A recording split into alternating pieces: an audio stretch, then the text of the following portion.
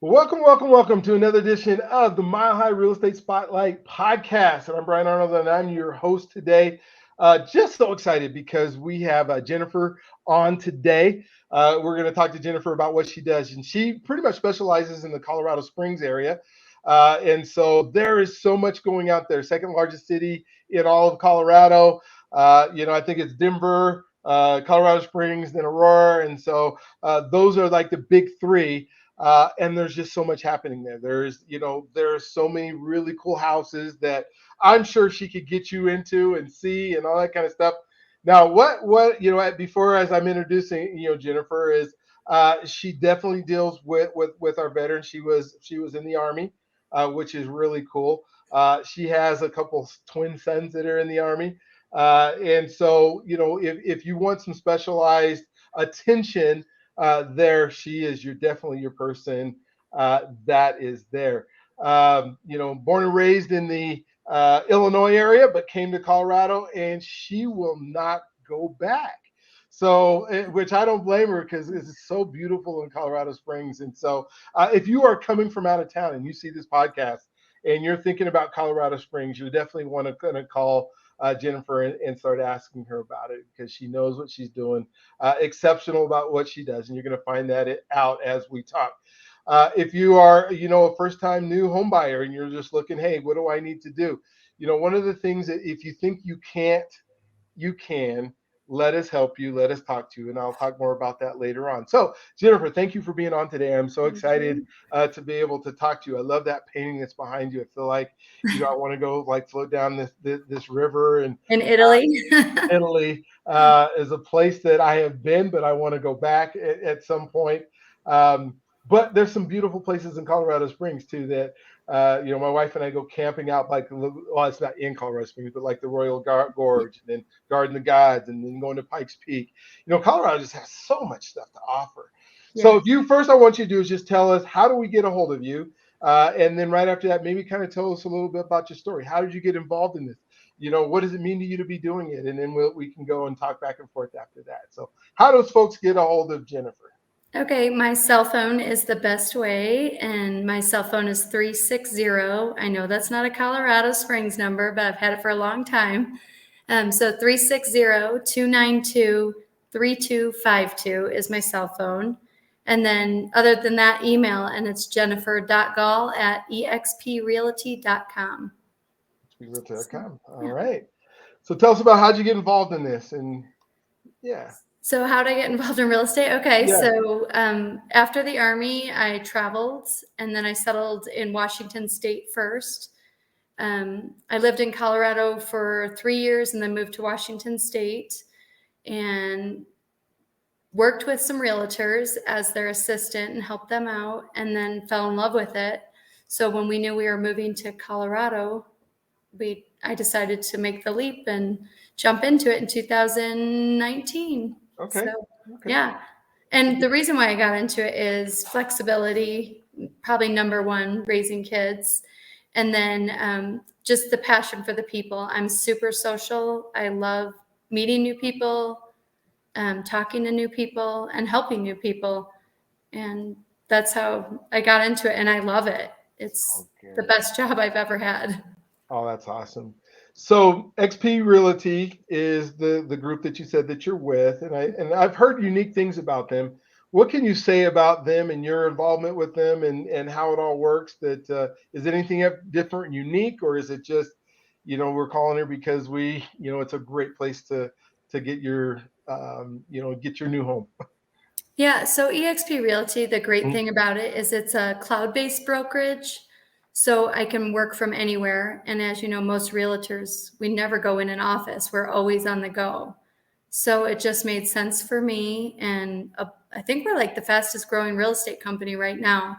Um, the network is great, the socialization we still have, but we can reach out to anybody, any place, anytime, all online. Okay. So. Well, that makes it really cool because there's so many people, especially here in Colorado, people want to be here. So there's people who are influxing into the state a lot, and so if they're needing let's say they're in Illinois or they're in Wyoming or Idaho or whatever else, they can reach out to you via their computers, and you can Yes. probably, I'm assuming you can tell me, be able to help them, even maybe be able to search for some homes before they ever get out here, know exactly what they like, and then be able to help them find that without a whole bunch of downtime. I guess is Yes, that exactly. And our okay? MLS, you can search anywhere. We Okay. can share that and you can search it anywhere. But I still love the social aspects. So, of course, I'm always ready to meet any new client that comes out there. I want to meet them as soon as possible. Oh, that's cool. So of all the things you learned, been here since 2019, went through the pandemic, now we're on the other side of it. Then we have this crazy downturn in the market. What I guess what have you learned and been able to implement that makes you an exceptional, realtor? I think what I've learned the most is real estate is relationship based. I think the way to succeed in real estate is you have to form those relationships with people. People don't just want someone that's just going to show them the house, get them the house, and walk away. My clients become my friends. I have a huge network. They can call me for anything from a doctor referral to a hiking spot. I love to hike. So I think the unique thing about real estate in Colorado is the relationships you form with all these clients. That is so cool because if relationships are everything, right? And you're They able are. to create that relationship with your folks, and that just makes all the difference. As people are looking for, probably what will be the largest purchase in their life, right? Yes. To be able to do that. Now, as you're thinking about your clients and the people that you're there. I've heard, at least here in the Denver metro area, is that there's no inventory, there's no ability to buy houses. I'm a new buyer, new client that really would like to. I don't know if I don't really believe that I can afford something. Tell us about Colorado Springs a little bit. Is it in a place where, hey, unless I'm a billionaire, I can't come to Colorado Springs? What is it like there? No, I think that's the misconception. I think Colorado Springs is divided. There's an even mark. It's divided in half. There's super pricey homes, but then there's very affordable homes in great neighborhoods. And I think if people just expand their wants and needs, I think everybody gets so focused on an area that they don't want to leave. And then, of course, that area might be out of their price point, or they might not be in that house that they want right now. But if they just expand their options, there's so many great houses. I have a fantastic house at 383,000, and I have one at 1.1 million. So I think there's options out there for everybody in the Springs, and you always have mountain views everywhere. It's See, that's the easily part that accessible. people don't, they don't get, that they get mountain views, which are beautiful. That means you get pretty cool sunsets, Mhm. throughout the year.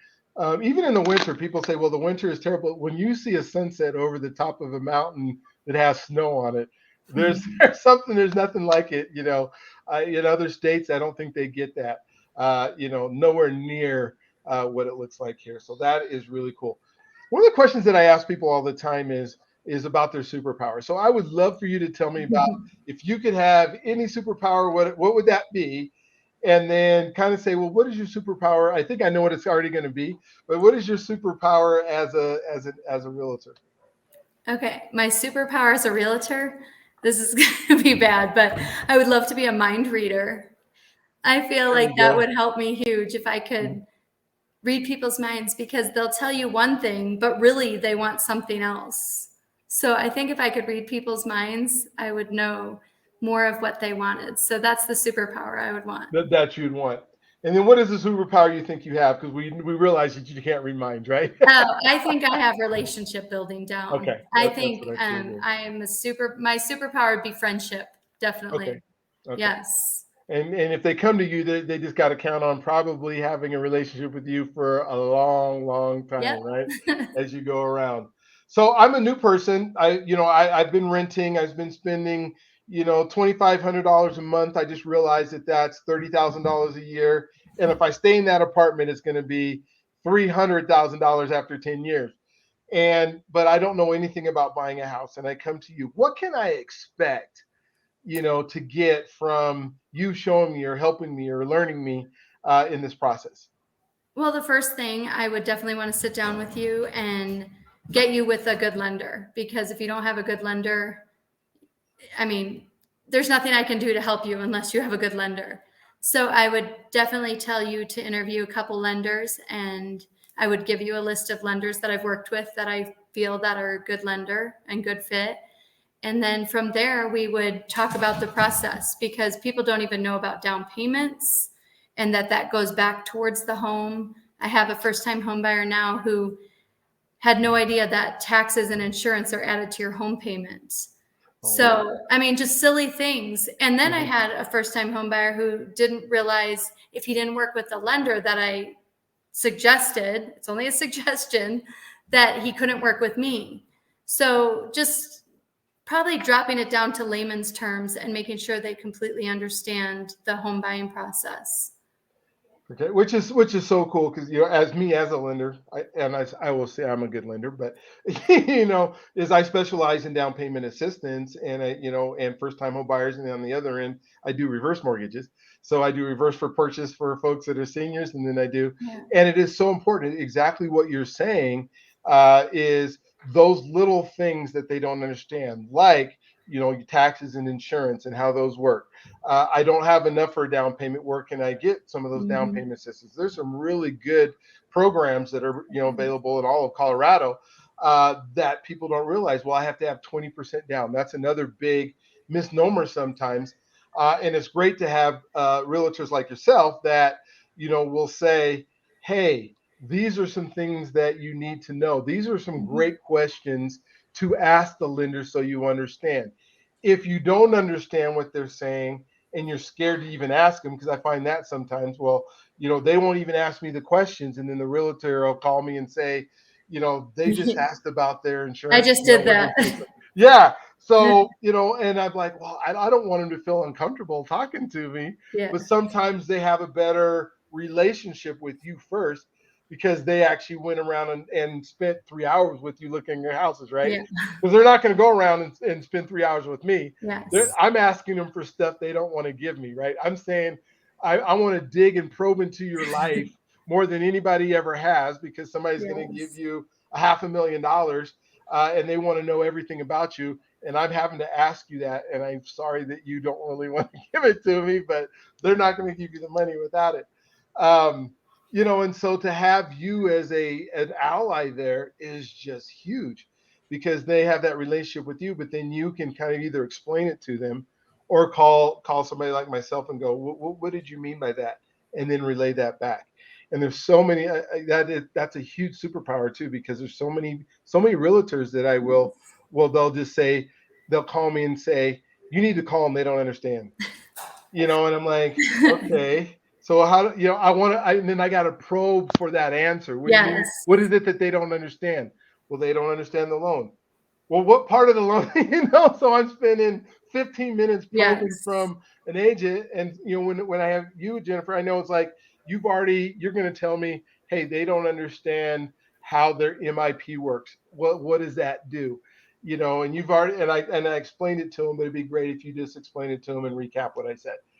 That's where we work together to And really. I love letting people, I'm like, the lender is the lender. Don't ask me those questions. I mean, I'll give them my advice, but I'm Yeah, like, you always want to, your yeah, lender go back. is your Absolutely. go-to person for finance. Oh, that is so cool.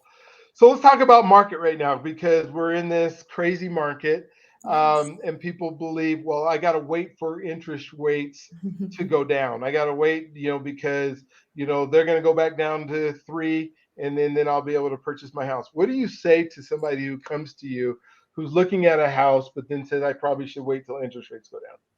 What are Well, you I telling say them? if they wait for interest rates to go down, they're not going to get a house. Hmm. So right now, I think the coolest thing about right now is there's houses. Hmm. There's not a lot still. We still have lower inventory, but there's options, and you're not competing with 3 other people. You get to go to that house and say, hey, look, I need 5,000 for my interest rate buy down, or I need it closing costs. People are more willing to work with people right now, and it's, instead of paying 20,000 over asking, you're getting a house for the worth and possibly walking away with equity. And I think the interest rates will always come down. We know that, right? What do you, um, marry the house, not the rate. Mhm. So yeah, I think it's a prime time to buy right now. I see a lot of investors jumping in right now. And that's what's hard. You see, like, Wall Street jumping in and buying a whole bunch of Hmm. houses or whatever it is, and then they're gonna rent them out to people, and people are gonna spend that $300,000 over the next 10 Still get years stuck in that and still trap. get stuck in that trap. Where right now, like you said, and even if the interest rates go down, right? If you got the house now, you refinance in a year or Mhm. 2 years when they go down, and then you take advantage of that lower rate. Yes. Now, there are people who already have lower rates that say, I was really wanted to upgrade. I've got this great 2 bedroom house, but we've had 3 kids in the last 5 years, and 2 bedroom is too small. But I'm scared to upgrade because I'm going to lose my 2% or 3% interest rate that I Yes. have, and then I'm going to jump into somebody's. Are you having to have those conversations with people as well, or? I've only had that conversation once, and actually, it worked out for the person. They ended up selling because they had so much equity. Mhm. They paid down debt, so their whole outgoing, they had no debt. They bought a bigger house. Yes, they had a bigger mortgage, but their plan is in a year, hoping the rates come down. They know it's not a guarantee, but they get one free refi Mhm. or re-amortize, you know, To redo the amortization restructure period, of yeah. their, I don't want to try to say that Restructured, word. okay, yeah, that works. So it's a win for them. Mhm. They're super happy. They love their house now. It's plenty of room. They can grow in it. They can keep it forever. And they got a great deal. So yeah. Okay. Well, tell me your favorite story of somebody that you were able to help. Give me the situation, how it worked. Yeah. Obviously it worked out for the good. Yes. Um, yeah, kind of walk me through what that looked like. Okay, probably my it's a young client. I think she was 24 when she bought, 23 or 24. And her budget was low, so it was going to be a challenge because in Colorado Springs, a $300,000 budget is quite difficult sometimes. I mean, like I said, if you expand your horizons. But they saw a house and it was 334,000 and they really loved it and they're like, "Well, can we look at it?" And of course, I'm like, "Okay, but it's out of your budget, but I'll show it to you." So we went and looked at it. We decided to put in an offer. Yes, it was a lowball offer, and it didn't work out. So we walked away. We went and looked at many more houses over the next month and a half, and that house was still sitting there. So just on a whim, because they're still hung up on this house, I called the agent back and I said, "Hey, what are you guys going to do?" Because they lowered a significant amount. And he's like, "Why don't you submit an offer again?" And I'm like, "Okay." So we did. And so we submitted for 300,000, their max budget, but we put in 5,000 seller concessions and they got it. And it was amazing. And they fixed all the inspection items. Oh, cool. I just told the realtor their story, young couple, they love the house. And that was the best because they're the most thankful people and they have equity in their home. The home appraised for more. Of course, I didn't tell the agent that, but it just was a win-win for everybody. Oh, that is so cool. And that's the part about the business that we forget is the people who are buying and selling homes are people. They have stories, they have Yeah. relationships, they have.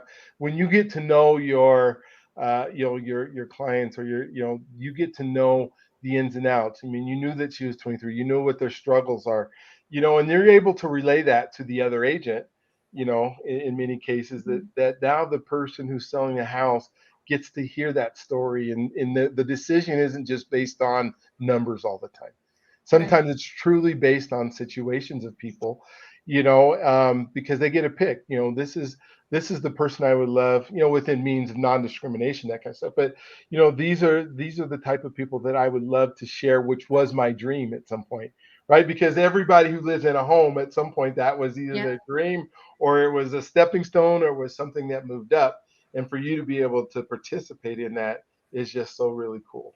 Yeah. And Really I think that cool. was one of the hardest working ones I had to do, but it Mhm. was the best. I had the best feelings out of it. I love that situation. Great client. Yeah.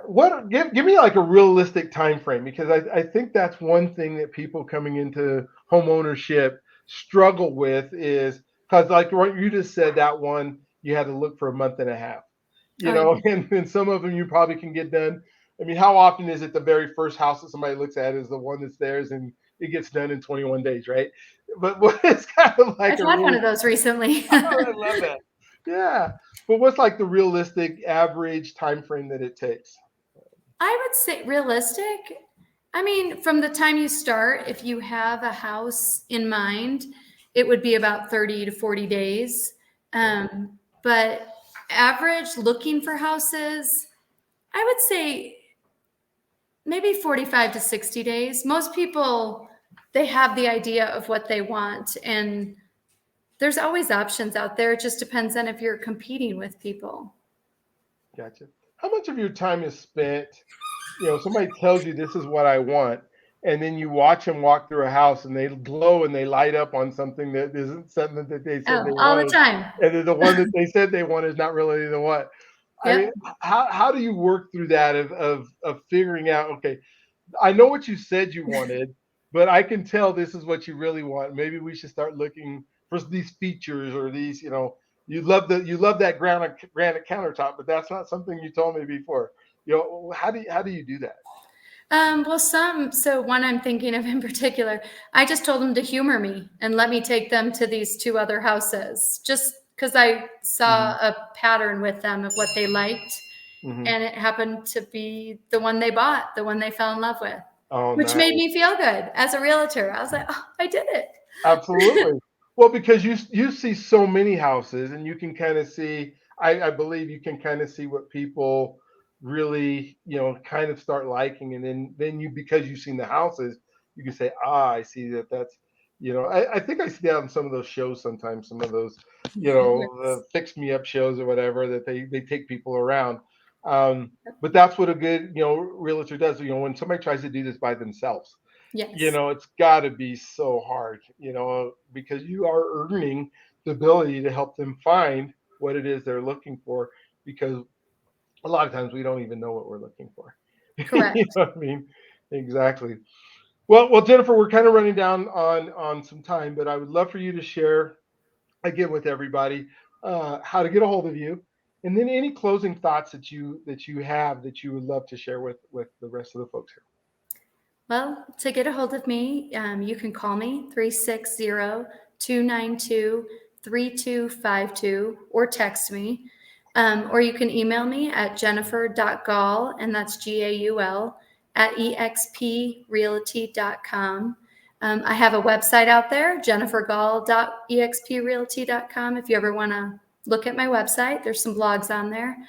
And then, yeah, closing thoughts. I'd love to work with anybody moving to the Colorado Springs area. We're a great town, huge community, lots of hiking. Yeah, come say hi to me. Come have coffee with me. Oh, I love it. That is so cool. And Jennifer, just thank you so much for being willing to come on to this podcast. I know it's your Thank first you. podcast. Hopefully, there'll be many more where it comes from, and you'll have your own podcast and all that kind of stuff going on. One of the things that I say at the end of the show is, and I want to make sure I say it every time, is you can do this. If you are a first time or you haven't bought a home, or you can do this. Myself and Jennifer are available to help you. And the second thing is you deserve this. Whether you were in the military or whether you grew up in a place where nobody owned homes, or, you're just coming into Colorado, you deserve this. I believe everybody in America, in this great country that we have as part of the American dream, deserves to own a house. And if you've been renting for a long time, you still deserve to rent a house. And then the last thing is let us help you. We are available as experts that do this all the time, all day. So we see things that other people don't get to see. And we are here to help you. This isn't just about, yes, we get money and we get paid, but it's just not about a transactional, manner. We want to make sure that we help you find exactly what it is that you're looking for. And that would be fantastic. So, again, Jennifer, thank you for being on today. We appreciate you. Thank you for another great episode of the Mile High Real Estate Spotlight podcast. And we'll look forward to talking to you guys soon. Thank you.